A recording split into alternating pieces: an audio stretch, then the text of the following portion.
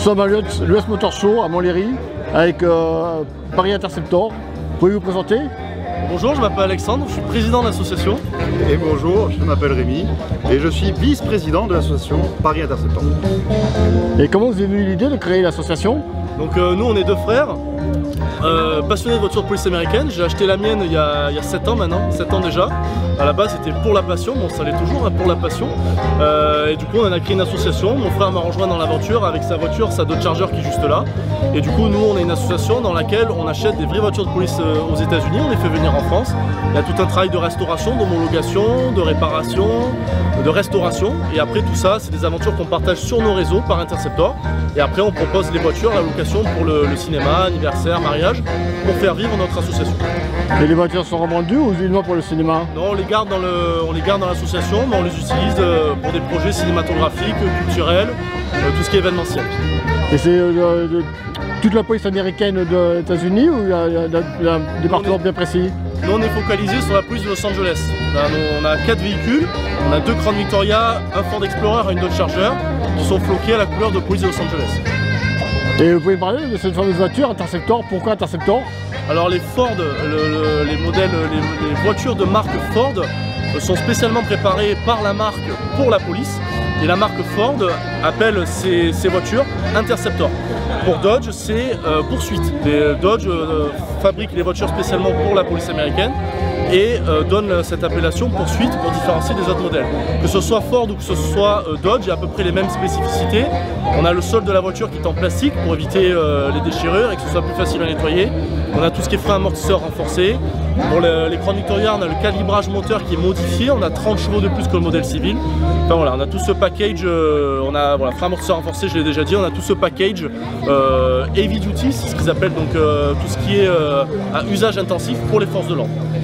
Et quand elle arrive aux États-Unis, elle est dans cet état-là ou il y a quand même du boulot de restauration? Alors, ça dépend. On va dire que 80% des voitures sont déséquipées.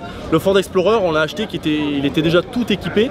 Mais pour la Dodge Charger qu'on a juste derrière nous, elle était déséquipée. Donc elle était quand même noire et blanche. Mais tout ce qui est pare-buffle, gyrophare, sirène, tout ça est enlevé. Donc il y a tout un travail de restauration. On est dans une première partie homologation. Et après, quand on est dans la partie restauration et équipamentation, là on remet tous les équipements qu'il y a dans la police là-bas aux États-Unis. Et les matériels sortent facilement, les accessoires? Pas trop facilement, que ce soit les uniformes ou le matériel, ça s'achète généralement sur internet, notamment sur eBay. Donc c'est quand même du matériel qui est souvent d'occasion. Donc il y a quand même un travail de recherche assez fastidieux à faire.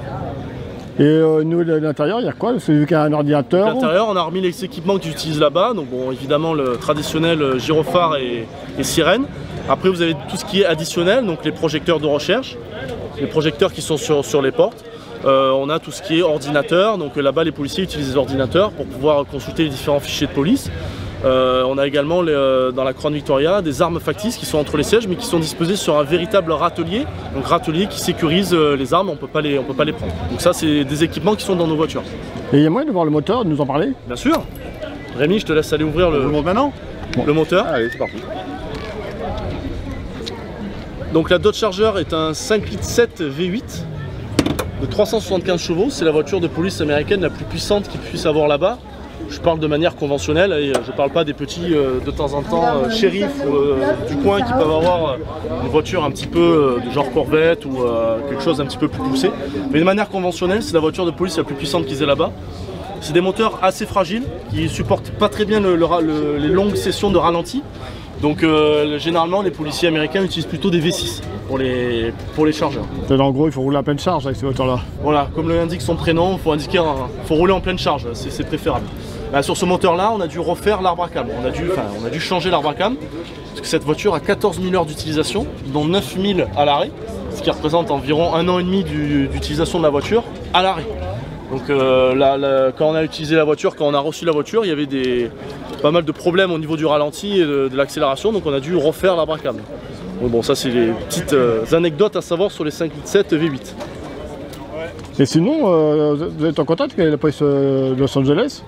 Vous êtes en contact avec la police de Los Angeles, non? Alors, on n'est pas en contact officiellement avec la police de là-bas, mais sur les réseaux sociaux, on a développé des relations avec quelques policiers de là-bas. Donc ça nous arrive qu'on ait des échanges avec les policiers américains, oui. Et par contre, la police française, leur appréciation de cette voiture? Alors l'avantage de ces voitures-là, c'est qu'elles ont un grand capital sympathie, c'est-à-dire que ce soit tous les publics, tout le monde a une grande préférence, que ce soit même dans les quartiers populaires qui ne sont pas trop habitués à voir la police. On a généralement un très bel accueil, notamment des forces de police ou de gendarmerie. Quand on roule sur la route avec, alors on roule généralement avec une chaussette sur la rampe lumineuse avec des panneaux voitures de cinéma sur les portes, mais on se fait évidemment contrôler tout le temps. Mais ça se passe très bien, les voitures sont en règle, elles sont assurées, il n'y a pas de souci. Donc il y a un très bon contact avec les policiers qui nous contrôlent.